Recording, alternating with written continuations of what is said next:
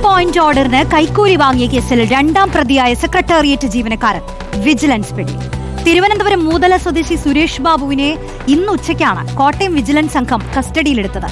പിടിയിലായ അധ്യാപകൻ കൈക്കൂലി വാങ്ങിയത് സുരേഷ് ബാബുവിന് വേണ്ടിയെന്നാണ് വിജിലൻസ് കണ്ടത്.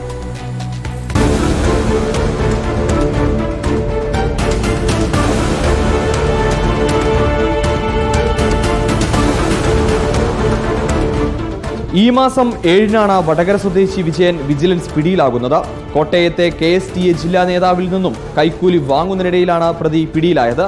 വിജയൻ പ്രവർത്തിച്ചത് സെക്രട്ടേറിയറ്റിലെ ജീവനക്കാരന് വേണ്ടിയെന്ന് ആദ്യം മുതലേ വിജിലൻസിന് വിവരമുണ്ടായിരുന്നു.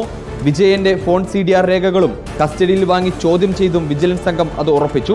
പ്രതിയെ പിടികൂടാൻ വൈകിയത് ഹൈക്കോടതിയിൽ മുൻകൂർ ജാമ്യാപേക്ഷ സമർപ്പിച്ചതുകൊണ്ടായിരുന്നു. ഹൈക്കോടതി ജാമ്യാപേക്ഷ തള്ളിയതോടെ ദ്രുതഗതിയിലായിരുന്നു വിജിലൻസ് നീക്കം. പ്രതിയുടെ മൊബൈൽ ഫോൺ ലൊക്കേഷൻ പരിശോധിച്ച് തിരുവനന്തപുരത്തെത്തി. രാവിലെ മുതൽ പലയിടങ്ങളിലായിരുന്നു മൊബൈൽ ഫോൺ ലൊക്കേഷൻ. ഒടുവിൽ പള്ളിക്കൽ മൂതലയിലെ വീട്ടിൽ ഉച്ചയോടെ ലൊക്കേഷൻ ലഭിച്ചു. പ്രതി അവിടെ ഉണ്ടോ എന്നുറപ്പിക്കാൻ മറ്റൊരാളെ വീട്ടിലേക്ക് സാധനം വാങ്ങുന്ന ആൾ എന്ന നിലയിൽ പറഞ്ഞുവിട്ടു. പുറത്തിറങ്ങിയതും വിജിലൻസ് സംഘം കയ്യോടെ പിടികൂടി. വിജയൻ പ്രവർത്തിച്ചിരുന്നത് സുരേഷ് ബാബുവിന്റെ ഇടനിലക്കാരനായി. പ്രശ്നങ്ങളുള്ള അധ്യാപകരുടെ അപ്പോയിന്റ്മെന്റ് വിവരങ്ങൾ സുരേഷ് ബാബു വിജയന് ചോർത്തി നൽകും. ഇതുപയോഗിച്ച് ഭയപ്പെടുത്തിയാണ് കൈക്കൂലി വാങ്ങിയിരുന്നത്. വിവരങ്ങൾ കൃത്യമായി പറയുന്നത് കണ്ട് ഭയന്ന പലരും കൈക്കൂലി നൽകിയിട്ടുണ്ടെന്ന് വിജിലൻസ് കരുതുന്നത്. കോട്ടയത്തെ അധ്യാപകൻ പരാതിയുമായി എത്തിയപ്പോൾ കുറച്ചു കാലങ്ങളായി നടക്കുന്ന തട്ടിപ്പ് പുറത്തു വന്നെന്നാണ് വിലയിരുത്തൽ. 1.5 ലക്ഷം രൂപയിൽ തുടങ്ങി 2 ലക്ഷം രൂപ വരെ പലരിൽ നിന്നായി കൈക്കൂലി വാങ്ങിയിട്ടുണ്ടെന്നാണ് വിജിലൻസിന് ലഭിച്ചിട്ടുള്ള വിവരം.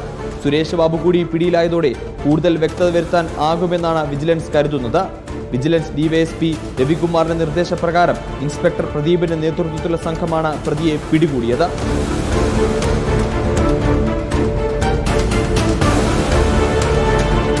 വലിയൊരു തട്ടിപ്പാണെന്നാണ് വിജിലൻസ് വിലയിരുത്തുന്നത്. നിലവിൽ അറസ്റ്റിലായിട്ടുള്ള വിജയനും സുരേഷ് ബാബുമല്ലാതെ മറ്റാർക്കെങ്കിലും പങ്കുണ്ടോ എന്നും പരിശോധിച്ചു വരികയാണ്.